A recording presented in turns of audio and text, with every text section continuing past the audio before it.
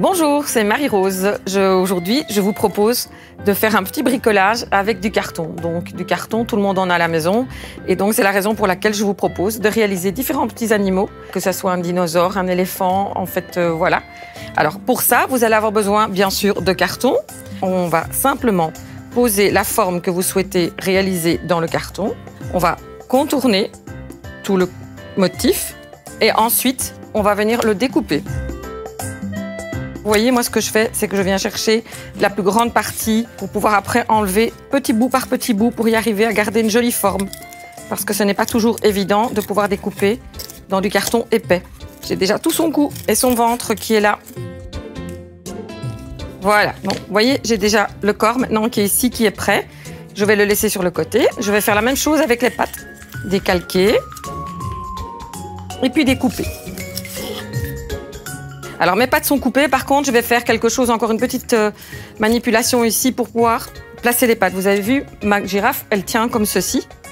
Donc, pour pouvoir la faire tenir, je vais devoir prévoir des petites entailles pour pouvoir glisser ses pattes. Je les fais comme ceci. Deux petites. J'enlève même un petit morceau que je fais en biais, si vous avez un carton qui est très épais, pour que ça puisse glisser facilement dedans.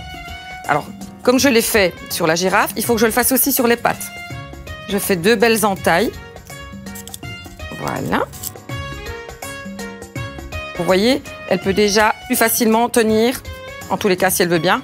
Hop, ben voilà. Déjà, la base, elle est prête. Alors maintenant, je ne vais pas la laisser comme ça, bien sûr, ma girafe.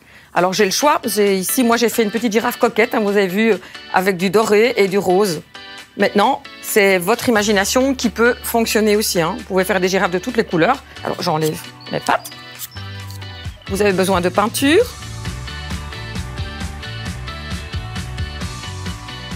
Alors, un conseil, vous laissez sécher la grande partie, que vous laissez un petit peu sur le côté, et vous vous attaquez aux petites pattes. Comme ça, vous allez pouvoir retourner après les pièces pour pouvoir les colorier, sans que ça n'abîme la peinture. Voilà.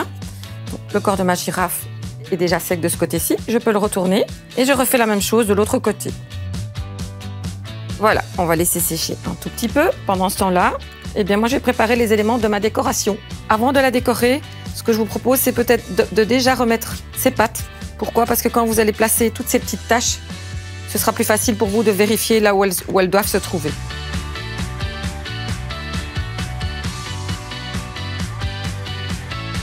Il lui manque ici, vous avez vu, on a terminé de l'habiller. Maintenant, ce qui lui manque quand même pour qu'elle puisse voir, c'est de mettre les petits yeux. Alors, ces petits yeux sont comme ceci, qu'on va venir coller.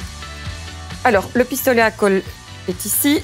Par contre, un conseil, faites très attention parce que c'est très chaud, on peut se brûler vraiment très fort. Il faut vraiment mettre un tout petit point. On le dépose et puis on va arriver vraiment tout doucement. Poser l'œil. Il n'y a pas besoin d'appuyer, rien du tout. Ça tient directement parce que c'est très chaud, donc la colle prend très rapidement. Je l'ai fait d'un côté, je refais la même chose de l'autre. Maintenant, il a des yeux, il a des pattes, il a des taches, mais il lui manque quand même encore quelque chose. Hein. Avec quoi il va manger? Il va lui falloir une bouche, donc on va la dessiner. Alors, malgré tout, il n'est pas encore tout à fait terminé. Hein. Si je regarde, il lui manque quoi? Eh bien, il lui manque ses petites cornes et sa petite queue.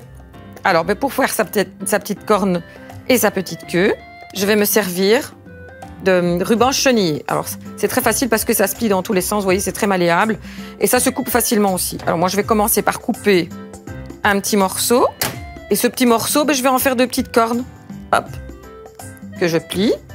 Une fois, deux fois et trois fois. Pour avoir ceci.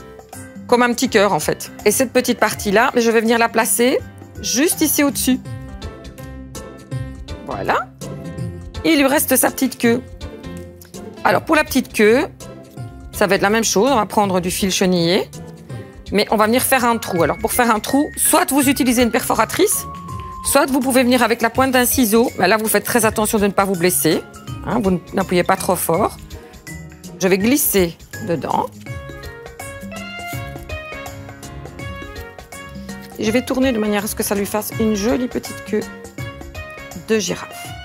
Ma girafe est terminée. Je regarde qu'elle soit bien équilibrée. Et là, voilà. Voilà mes copains qui sont là, qui sont terminés. Monsieur Girafe et Madame Girafe. Faites-vous plaisir, faites-nous de beaux animaux. À votre imagination, c'est parti. Je vous remercie.